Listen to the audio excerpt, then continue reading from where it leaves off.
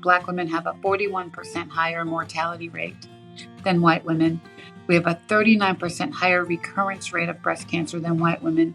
And Black women under 35 are getting breast cancer at twice the rate, dying at 3 times the rate of white women, which is crazy. So I said, well, something's got to be wrong with the science. Welcome to Believe in Progress, the American Association for Cancer Research Foundation podcast.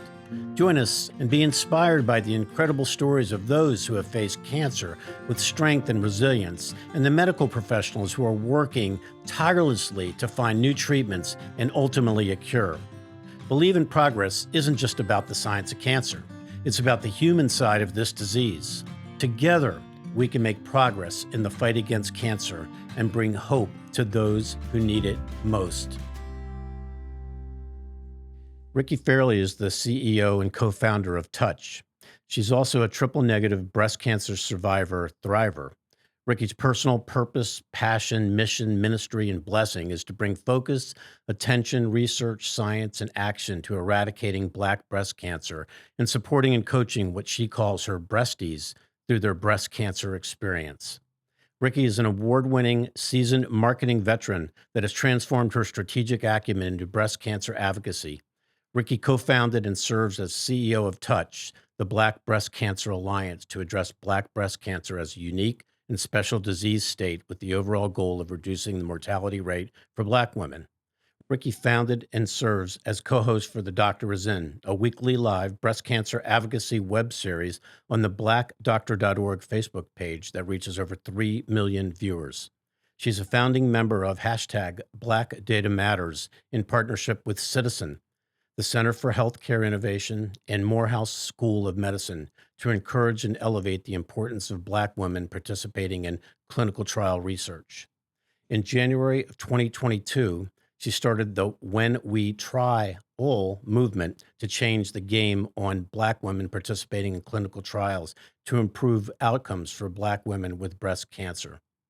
Ricki serves on the board of trustees for the Triple Negative Breast Cancer Foundation, where she chairs the marketing committee.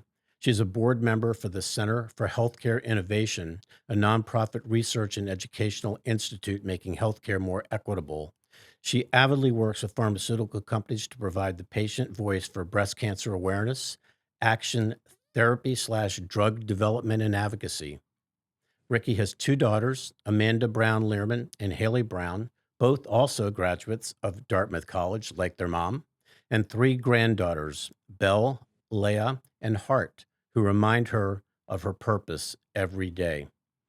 Ricki, welcome to the ACR podcast, and thank you so much for being here today. Thanks so much. You read the whole thing. Wow. It's great to be here. It's quite it's a very impressive intro, and you're a very impressive person. I'm a grandfather of 2. I have 2 grandsons, and you know what you just said there at the end is so true. I work hard every day also, so they don't have to deal with cancer when they get a little bit older as well. And as we both realized just a minute ago, that we both grew up within a mile of each other Probably less than a mile, right? in Silver Spring, Maryland. So listen, we're delighted to have you here today. And I was hoping maybe you could talk to the audience a little bit about your cancer experience. You know, when you discovered you had cancer. You know, at the time, I think you were working as a marketing executive and were diagnosed with a late stage breast cancer subtype that quickly spread to your chest wall. Can you walk us through where you were and when you first learned about having cancer, please? Sure. So my baby daughter was about to start her sophomore year at Dartmouth, and she had been in China all summer. And so I usually do my annual mammogram, which I always was religious about because my mom had breast cancer 15 years before me. And I waited that year because I was so busy. I was doing, on 3 airplanes every week, 4 airplanes every week. And I'm just going to wait till Haley comes home. We'll do all the appointments. And so I set up the dentist appointment, the gynae appointment, all that stuff. And so we went to the doctor together, and my doctor found a lump. Had I been doing self-exams, I would have found it, but I didn't, and I wasn't. And so I went into this quick whirlwind of being diagnosed with breast cancer. So I was packing Haley up to go to school. We're trying to get her back to school. We went to Dartmouth. I went to Target 40 times, bought all the stuff, and I was on my way at the Boston airport to do a 3-week business trip to the West Coast. And so as I'm going through security in Boston, my doctor called and said, yes, Ricki, you do have breast cancer. And I said, well, I have to give a speech tomorrow to 300 people and I haven't written it yet. Can I call you back? And like, it just went over my head. And so I got on the plane to San Francisco. I got it the next morning. I did my speech. I then went to Los Angeles, did another speech, and then 3 days went by, and I really didn't even think about it. I think I did call my mom somewhere in that realm of whatever thingy, but it was like a foreign object that was sort of like surrounding my head, but not in it. Right.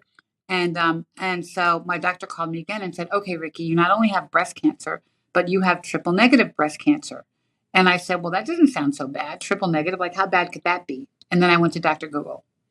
And Dr. Google said, you're going to die, you're going to die, you're going to die, you're really going to die. So I said, maybe I better go home. So I went home. I was living in Atlanta at the time, and I went into the whirlwind of triple negative breast cancer. So I did a double mastectomy by choice, really. And then I did 6 rounds of standard of care chemo, 6 weeks of radiation. And my doctor said, okay, you have no evidence of disease. Come back in 2 months for another PET scan. And so I thought I was fine. So I went back it was almost a year to the day of my first diagnosis. And they found 5 spots on my chest wall. Oh, boy. And my doctor, who was pretty young, had only had 2 cases of triple negative, and both of the women died after 9 months. She said, okay, Ricki, you're now metastatic. You have 2 years to live. Get your affairs in order. And I said, well, I can't really die right now. Are you in Atlanta now? Yeah, in Atlanta. Okay. Mm-hmm. Mm-hmm. And I said, I can't really die right now. I have a daughter at Dartmouth. I've got to pay tuition. I got to work. So I was a breadwinner for my family. And so I said, me, you, and guidance of drugs or something. We got to work this out. What have you got for me? And she really didn't know what to do. And so I went to Dr. Google, and everything said, you're going to die, you're going to die, you're going to die. But on the 3rd page of Dr. Google, I found the Triple Negative Breast Cancer Foundation. So I gave a call to them. Haley Dinnerman is still my sister from another mother. Yes, know her. And one of my best friends. And she recommended a doctor. So I'm going to find a doctor for you. And so she sent me to Ruth O'Regan, who was at Emory, and she's an amazing oncologist. And she was probably one of about 5 docs that were actually researching triple negative at the time. And so she put me on some experimental drugs and said, okay, I don't know if it's going to work, but let's try it. And I didn't die, and it's 11 years. Unreal. Now, how did you get to Haley at triple negative? Just do your own research? Yeah, through Google, Dr. Google. It was on the 3rd page of Google. I had to keep scrolling. And when I found her, she answered the phone and she said, I'm going to help you. And she did. And we still work together pretty much. I talk to her almost every day. Well, you're serving on the board of that group as well, right? I'm on the board. I've been on the board. I got on the board as soon as I got better. She really put me to work as an advocate and taught me how to do it. And I've been on the board ever since. I was the board chair for 6 years or so since then. But Black women get triple negative at 3 times the rate of white women, and we don't really know why. Right. And we're getting it at younger ages and later stages, and it's a horrible disease for us. So I really just, and actually the first national study didn't even come out about triple negative and its impact on Black women until about 2018. And that's when I started to put together the data about Black women, and I started digging into the science because the numbers started coming out that Black women have a 41% higher mortality rate than white women. We have a 39% higher recurrence rate of breast cancer than white women. And Black women under 35 are getting breast cancer at twice the rate, dying at 3 times the rate of white women, which is crazy. So I said, well, something's got to be wrong with the science. Like, what's wrong with this picture? Right. And so I got one of my oncologist friends to help me dig back into history. And we actually pulled the clinical trials for the drugs that are standard of care that we all take. Taxotere, adriamycin, Cytoxan, Taxol, all those drugs. And there were no Black women in those trials. And so it has to be that they're not working. They're not working to the effect that they should, or having the favorable impact that they should. And then I said, okay, well, what's happening now? Like, how many women are in research? And it's 3% participation in clinical trials, which is 0. Right. So I said, oh my goodness, we have to change the science. We have to figure out how to get better science and better drugs. And I did a big research study. We talked to 48 Black women in qualitative interviews, and then another 250 in a quant study to really understand the emotional barriers to clinical trial participation. And we know there's Henrietta Lacks and all those sort of, earned medical mistrust that exists in our Black community, but I knew it was deeper than that. I'm a marketing person, so I knew it was deeper, and I wanted to uncover and unpack the emotional barriers and what the real fears were. And so we talked to them and we learned a lot of things. We learned, first of all, that guess what? Black women aren't invited to clinical trials by their doctors, Right. and they don't know about them. If you don't know about them, how are you going to even, participate? Why And is then that, do you think? they're Why? just, implicit bias, racism, Right. all the bad things. Right. Um, oh, she's a single mom. She's not going to comply with the regimen. Oh, she's her transportation. She can't afford it. Like, they make a lot of assumptions about our ability to actually experience the trial. And so I don't know, I Yeah. wish I knew more. Ca- And we can talk about Can that in a can I minute, take a but step back for 1 second? I'm yeah, just curious sure. about you and how are you doing right now with your cancer battle? I mean, where are you? I mean, I and am yep, fine. okay, I am healthy as an ox. I that's am awesome. so healthy. I go paddleboarding every day that I can on the Chesapeake Bay. Nothing like I that. I run with my granddaughters. I am so healthy that it makes me have survivor guilt so many times because I have so many sick friends that Yeah. had what I had and either didn't make it or are struggling. And so I'm so blessed to be healthy. So I'm kind of curious, looking at mental health during a cancer battle. First of all, checking in with you that you're feeling great now is fantastic. But what's the best advice that you would have for anyone struggling through their own battle for maintaining their mental health? Because I think attitude plays a pretty big role in trying to help you battle through cancer, right? It really does. And I had a great support system, which a lot of people don't have, but I really did. Everybody rallied around me, my friends and my family. But I think the minute you're diagnosed, the second you're diagnosed, you have to say, I'm a survivor. I'm a survivor now. And you have to believe that you're going to get better. You have to believe that you can tackle this mountain and that you can tackle this monster and you're going to come out on the other side. And I think it's easier when you're early stage. It's harder when you're metastatic, but I think you just have to believe and have faith that you're going to make it. And it's almost like jumping off a cliff with God and say, okay, I don't know what's going to happen, but I'm going to jump off that cliff. And I really had to relinquish my faith. And I always sort of had this spiritual gift of faith, but it was never tested before. And I just had to believe that I was going to be okay. And I've really just handed it over. Okay, God, you've got me. I got to do this. I got to put this kid through school, so we got to work it out. Right. And I just let it go. And Ricky, I loved in the bio where, you said you're a survivor, but slash thriver. And I Yeah. want to tell you that we in the past, I'm on almost my 10th year here at ACR. We had a campaign a few years ago where we talked about thrivers. And tell me a little bit about that saying thriver and why do you say that? I'm going to live my best life every day.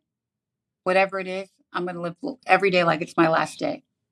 And I think that's what we all have to do is like wake up in the morning and say, okay, what can I tackle today? What can I do? And take on the world and never be constrained by what you can do. And having cancer and being told you're going to die makes you fearless. Yeah. I mean, I literally go paddleboarding in the dark in the morning. There's no other boats on the water. I think some of my neighbors are watching because they take pictures of me in the morning with my dog on my paddleboard, but I really don't care. I have no fear. My only fear in my life is my daughters or my kids getting cancer. Right. That's my only fear, and me getting it back, obviously. But you become fearless because you've conquered something that is really hard, and you just have to take it on and not let it rain on your parade. What kind of marketing did you used to do and you do now? So I did, my marketing now is advocacy, Yeah. but Yes. I work for some big corporations. I've pretty much worked in every category. I worked for Nabisco. I worked for Coke. My last real big marketing job, I've done marketing for Jack Daniels, for insecticides, for every category. Wow. So I really do think like a brand manager, like what's in the mindset of the consumer and what behavior do you want them to change? And how do you give them the right messaging based on insights to get them to change that behavior? And that's what I'm doing right now with advocacy. I'm just Hmm. taking those disciplines and applied them to how to help cancer patients think differently and act differently, and how to make people who don't have cancer know their risks and act differently because of them. So let's chat a bit about these racial disparities, and can you talk to us a little bit about your work in this area? And I guess I'm so really impressed with you being a co-founder of Touch. I'd love to learn a little bit more about that and let the audience hear about that because it's an impressive group, and I know you're just kind of getting it going and really going to make it happen. And just sitting here talking to you for a few minutes, I know it's going to be a huge success. Thank you so much. And Miss, I started Touch because of the numbers for Black women.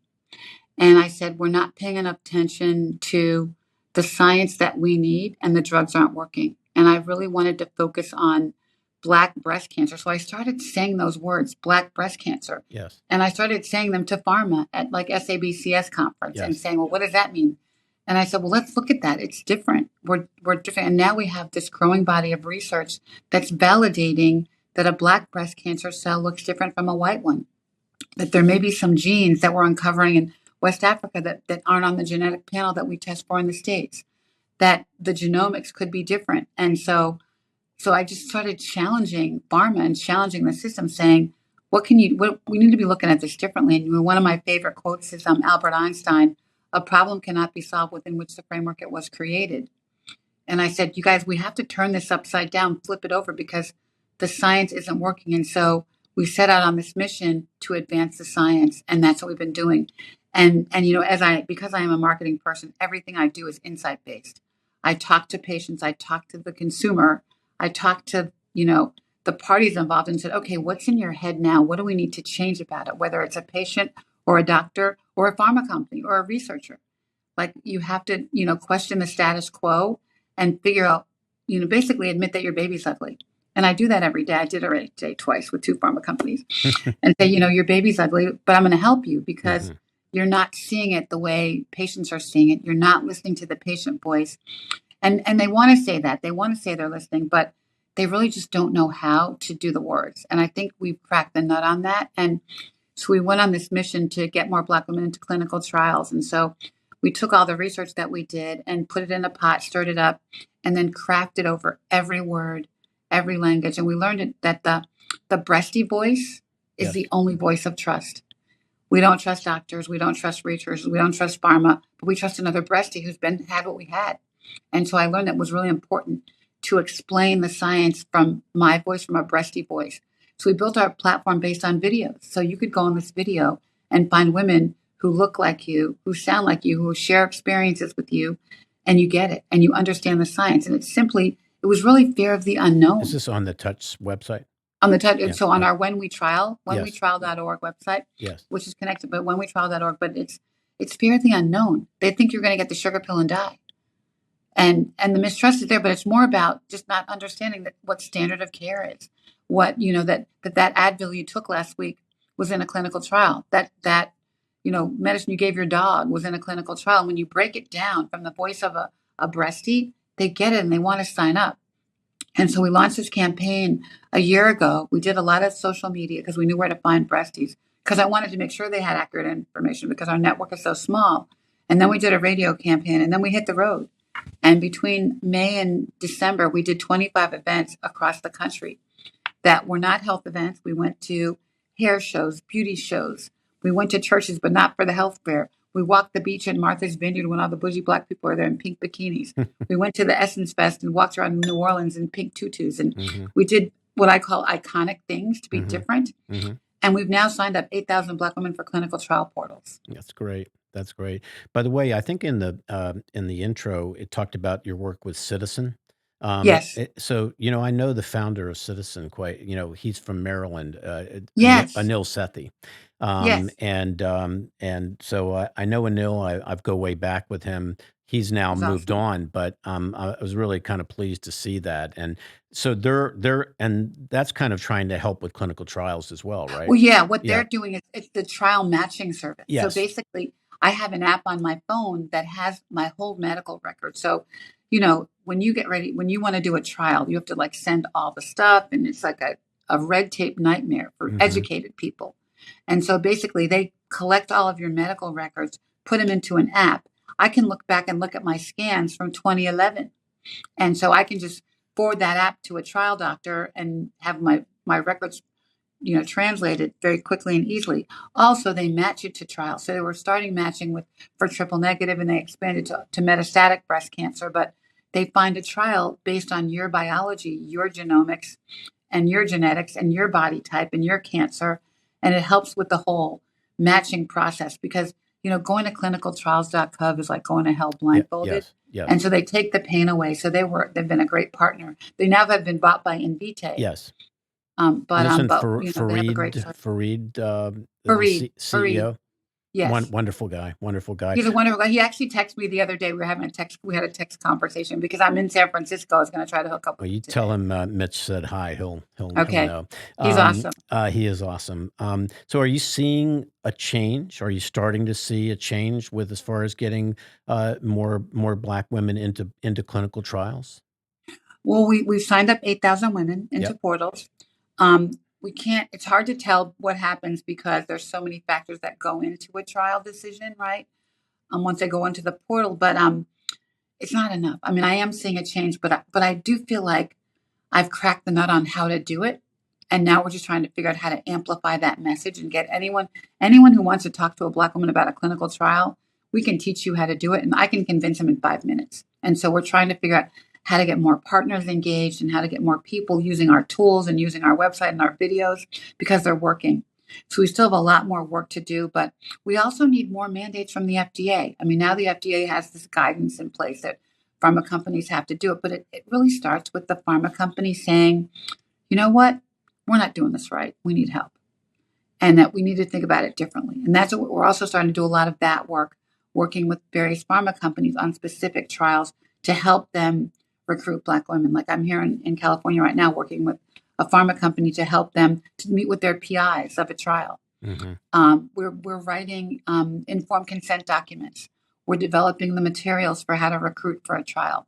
And that's all the work I want to do because I think that's where we can make a bigger impact is to work with trials from the very beginning, to bring in the patient voice, to use our video tools to really help pharma do a better job recruiting.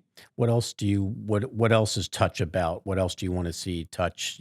What kind of impact is Touch trying to make? I know, again, my team has had conversations with you. We've been working with triple negative breast cancer, and we certainly would like to start working with Touch as well. Yeah, we'd love to. And I've kind of been on the back end of that relationship because I'm so Yeah. close to Haley. We do so many things together. But yeah, if we could do more work on TNBC and getting drugs right. I mean, right now we only have two drugs, only one for early stage, right? And so we need more. We need more solutions, more therapies. So that's a huge thing that we're working on. So any kind of trials from that perspective we can work on, that would be great. Like I know that Gilead and Merck have the two drugs, and now they have trials together with putting the drugs together. Yes. Take the best that we have and put them together in the same lab. How cool is that? So very cool. If we can encourage more collaboration, that's great. The other initiative that we're working on, and really my daughter Haley started it. She was a teacher for 8 years, and she said, "Okay, Mom, I need help. I'm coming to help you." Okay, and so thank God she's been working with us now for almost a year, and so she just launched a campaign called "For the Love of My Girls," spelled GURLS. The website is loveofmygirls.org. And we're reaching out to young Black women, 18 to 35, who do not have a cancer diagnosis to understand their risk. And as we sort of cultivated this concept of Black breast cancer, we're now trying to build around Black breast health. Because if cancer is different for Black women, so is taking care of yourself different. And it basically has 3 calls to action. Understand that you have a different kind of opportunity or disease opportunity, right? Your bodies are different. That you need to understand her story. Talk to your mom and your grandma on both sides. Understand where you came from, and these conversations are often very difficult in Black families. We just don't talk about health, and so we have a lot of tools to help you talk to your grandma and get her to open up about who died of what. And lastly, then check your breast. So make checking your breast as part of your self-care regimen. So you're going to get your nails done, you're getting your hair done, you're getting massages, you're hanging out with the girls. So integrate your filling your boobs, checking your boobs into your life as part of your lifestyle, and not about cancer, but about, just checking yourself. Like if you put on, like you're getting your nails done, check your breast. And so we launched a really cool video. If you go to our website, Love of My Girls, spelled GURLS.org, you'll see it. And we're doing a lot of events. We're doing roller skating parties across the country with young women. The status quo has not worked. Right. It's not worked. So we have to think differently. Reinvent, right? Right. Reinvent or restart, like do it differently. And we're trying to get everybody to think that way. And so I spend a lot of time with pharma saying, your baby's ugly, but let's fix it. Let's fix that baby. Put a pretty hat on her. So you must be extremely proud of your daughters. Now they both went to Dartmouth to follow in mom's footsteps. Is that true? Yeah. My oldest daughter, Amanda, she worked for Obama from her sophomore year of college. Okay. And was in the White House, for 8 years in the Obama White House, and came out and ran Supermajority, and she actually just got a new job working for GoFundMe. Okay. And Haley has been an elementary school teacher, and now she's bringing all those great education tools Yes. to our advocacy, because it's so great how she thinks about it differently, because she understands how to educate better than me. So I Yes. think between our marketing and our education, we're going to be able to do great things in terms of effectively communicate these concepts to Black women in a different way. Well, Ricki, so thankful to get a few minutes of your time, especially while you're traveling out in San Francisco and as busy as you are. You're a bundle of positive energy, and I love it. And the organization, my team, we've loved working with Triple Negative, and we'll certainly love starting to explore ideas and working with Touch. And the AACR is all about what you're trying to do. And if our listeners want to find out more about your organization, could you please tell them where you'd like them to go? And we'll put this up in the notes as well, but just like to hear that from you. Yeah, thank you so much. I'm so grateful for a partnership, and I know what you've done with TNBC Foundation, and it's all great things to advance science. But our website is touchbbca.org, touchbbca.org. Our clinical trial website is whenwetrial.org. And our young women's website is loveofmygirls.org. And they're all connected. If you go to Okay. Touch, you can kind of find everything. But check out our video gallery on whenwetrial.org. The videos are really compelling and are making a difference in our community. And we love our work on Love of My Girls. We're trying to be different and fun and make it not so painful and try to help women understand what they're up against. We will absolutely do that. And what river do you paddle boat on a daily basis when On you're the in Annapolis? Chesapeake Bay. Oh, you're on the bay. You're on the I bay. live on the bay. I live on a marina off the bay, and it's Okay. so beautiful. I'm like 2 marinas from downtown Annapolis, Yes. and anyone can join me. And I'll give you my email. It's ricki@touchbbca.org. Email me and come paddleboard with me, and come back to Annapolis, Mitch, and we'll go paddleboarding. We will do that. I might be falling off the board, but I'll give it my best shot. That's for Give it darn your best sure. shot. Well, there's no sharks in the bay. I'll go Just walking stay and safe. running with you as well. So how's Okay. that? That's- Listen, you inspire me, and you've inspired me here the last 30 minutes, and really appreciate what you're doing. And more importantly, you're making one hell of an impact out there. So you should be really proud. I'm proud to have you on this podcast. So have a great trip, and we'll look forward to seeing you soon. Will you come into the annual meeting in Orlando? Yes, I'll be there. I know. Then you and I will meet in person, and that will be great. very nice. Great. The Sams invited me. I'll be so happy to see the Sams together. The Sams, and you'll get to meet Mitch too. All right, Great. Ricki, have a great day, and we'll talk soon. Thank you so much. All right, bye-bye. Blessing. Once again, thank you to our listeners, supporters, and donors. Remember, your support drives the progress against cancer. As you heard on this episode, Black women are about 40% more likely to die of overall breast cancer. A big problem is that Black patients made up 12% of new breast cancer cases in 2020, but Black patients only made up 3% of the participants in breast cancer clinical trials that led to the FDA approvals between 2008 and 2018. You can get involved and help spread the word by sharing this episode with a friend, subscribing to our podcast, and heading over to our website, aacr.org, to consider making a donation. Thank you so much for listening to Believe in Progress, the AACR podcast. This podcast is produced by CollegeCast LLC. Please visit www.collegecastpodcast.com for more information. And remember, cancer research saves lives.